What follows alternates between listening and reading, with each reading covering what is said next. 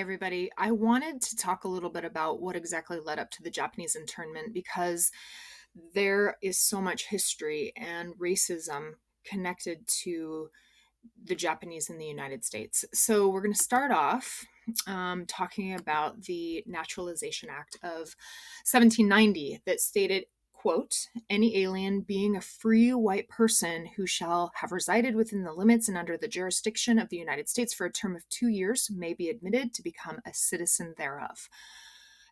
So the free white person was very, very key, and that will come in later as we are determining as a country who can become citizen and who cannot.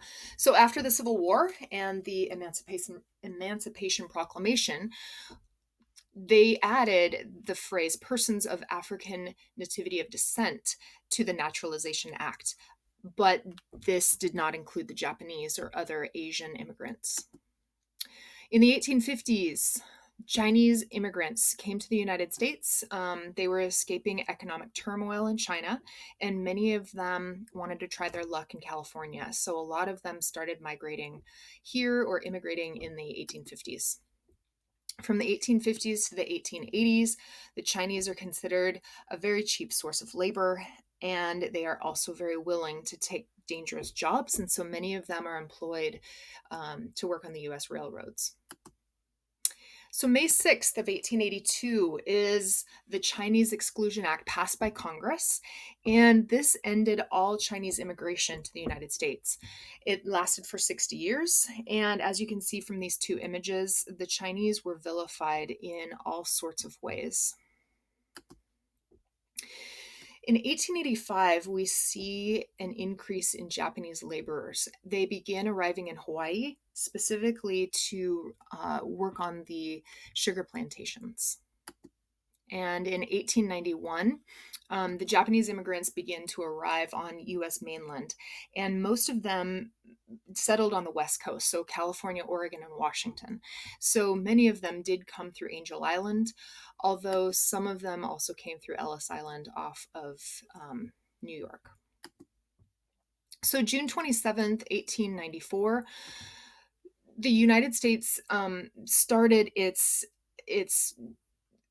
progress toward outlawing immigrants, Japanese immigrants, becoming United States citizens. And they used the Naturalization Act of 1790 to back themselves up.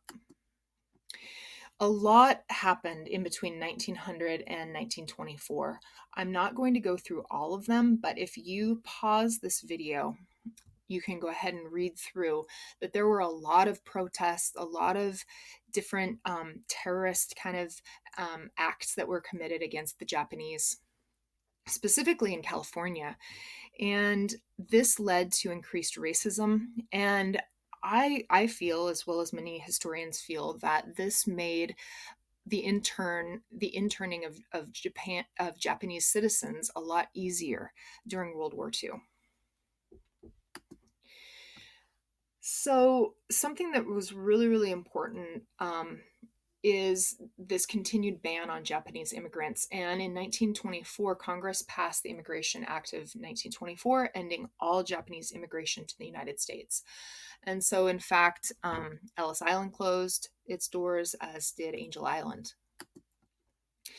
And so then we have a period of 20 years where Japanese are definitely focused upon and are not treated well in the United States. But since there were no new Japanese moving into the area and taking jobs, there was kind of a relative calm until 1941 and the World War.